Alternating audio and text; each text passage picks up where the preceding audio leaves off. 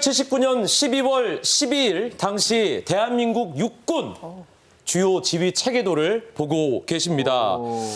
일단 군 최고 통수권자 누구죠? 대통령이죠. 대통령입니다. 네. 그 아래 국방장관이 있고요.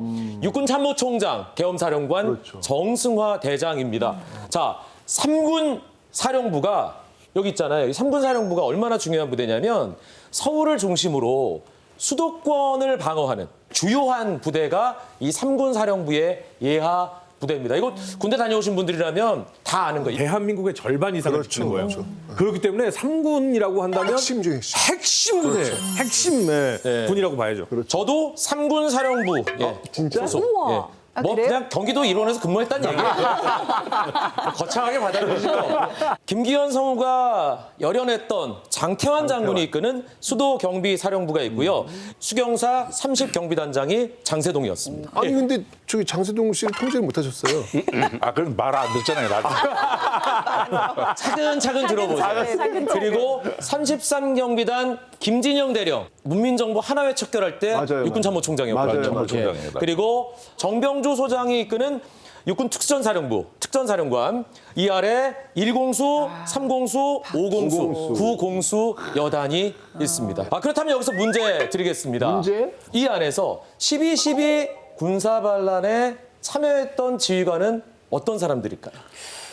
일공수여단 박희도, 최세창, 김진영, 장세동, 조흥, 또 저쪽에 저 황영시, 노태우. 다네. 다 다요, 읽으시는 거 아니에요? 다 읽으시는 역시 12.12 군사반란을 전면에서 막으려고 했었던 장태환 장군 얘기 보시죠. 유학생도 나오고. 와, 많다. 근데 이거 좀 무섭지 않아요? 전두환 중심으로 해서 대부분의 지휘관들 다 충성 맹세한 거나 마찬가지예요. 자, 이거 보시면 아까 3군 사령부가 정말 중요한 부대라고 말씀드렸잖아요. 웬일이야. 이 아래 1군 단장, 수도군 단장, 우와. 그리고 구사단장 노태우 소장, 또 71 방위사 단장, 또 사령관은 막으려고 했지만 그 아래 핵심 아이고야. 예하 이게 부대 웬일이야. 지휘관들이 다 하나였어요.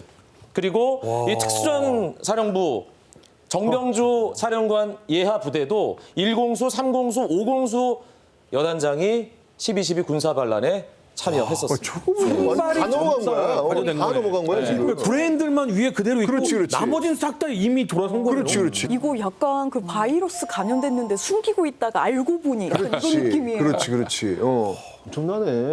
무섭다, 무서워.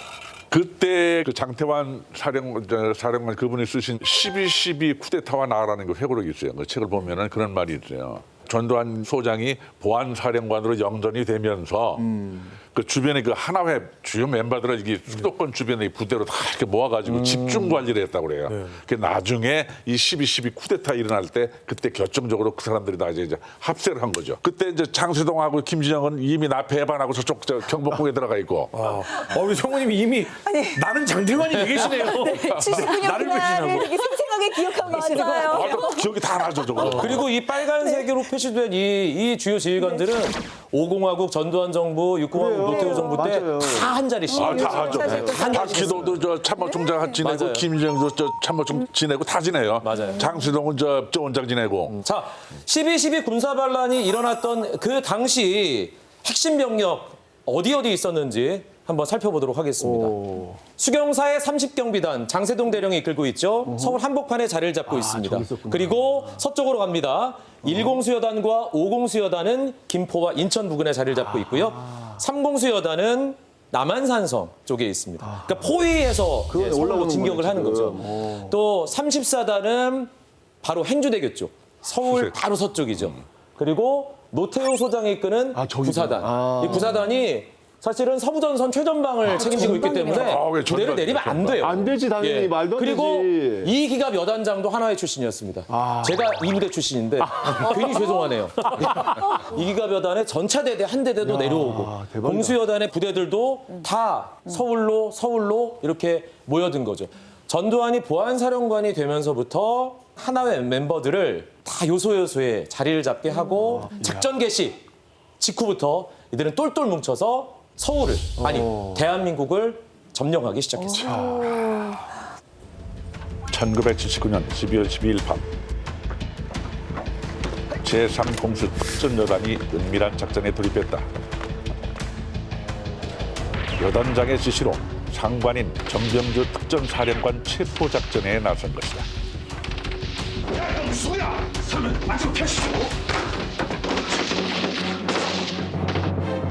사령관 집무실에 난입한 반란군들, 그리고 시작된 총격.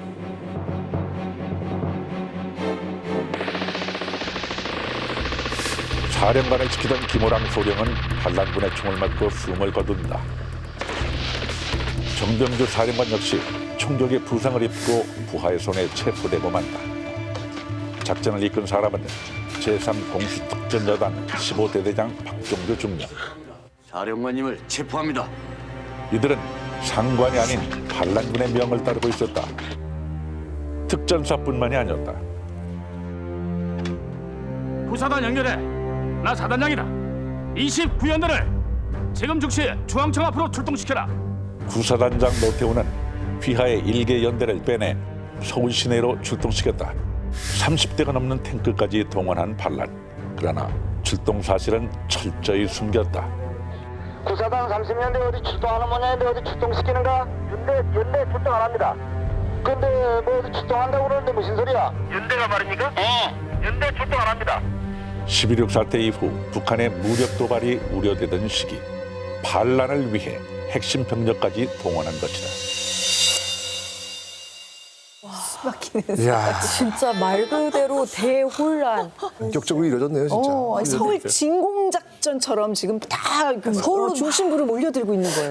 더 마음이 아픈 건 지금 같은 나라 군인끼리 지금 이러고 있는 거잖아요. 육군본부에서도 처음에 정승화 총장이 납치됐다는 걸 알고서 반란군을 진압해서 정승화 장군을 구출하라고 수도 기계화 사단이나 26사단에 출동 명령을 내렸지만 이 부대들은 출동하지 않았습니다. 그런데 실제로 반란군들은 출동을 하는 거죠. 왜 그랬느냐? 정승화 총장보다는 하나회에 포섭되어 있는 각 사단의 영광급들이 많았다. 그러니까 수도권의 연대장, 사단 참모장, 참모들 대대장들이 대부분 하나회 출신이었다. 그래서 미국 측 보도에는 이날은 대령들의 밤이었다라고 얘기하고 있습니다. 대부분의 영광급들이 중요한 자리에서 하나회에 포섭되고 있었기 때문에 수경사령관, 특전사령관이 다 자기 부하들한테 당하게 되는 거죠. 장태원 사령관을 체포해간 사람들 자기 부관이에요. 그 친구들은 아주 굉장히 계급이 올라가요. 가장 말이 안 되는 것은 전방을 지키고 있던 노태우가 지휘하는 구사단에서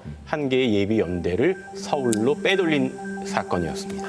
그 장태원 사령관이 저기서 청문회 할 때 얘기하셨던 그것이 노태우 구사단이 어떻게 서울을 올리기는 원하는 지금도 이해가 안 돼.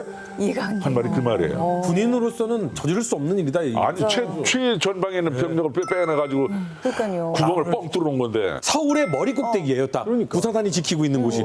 이거를 문을 열어주면 북한에서 서울까지 최단 거리로 내려오는 거예요. 아까 미국이 계속 이 전두환의 낌새를 눈치챘다고 했잖아요. 왜 가만히 있었을까요? 나중에 이제 위컴 8군 사령관이 불같이 화를 냈다고 합니다. 12.12 군사반란의 가장 큰 포인트 중에 하나는 뭐였냐면 한국의 민주주의를 위협한 게 아니라 미군의 작전 통제권 하에 있는 연합군 사령관에게 보고하게 되어 있는 노태우 전방 구사단이 보고도 하지 않은 채 예비 일개 연대를 빼서 쿠데타에 가담시켜서 서울로 진격을 하게 한 거죠. 안보를 담보로. 미군이 안보를 지키니까 우리는 쿠데타를 해도 된다.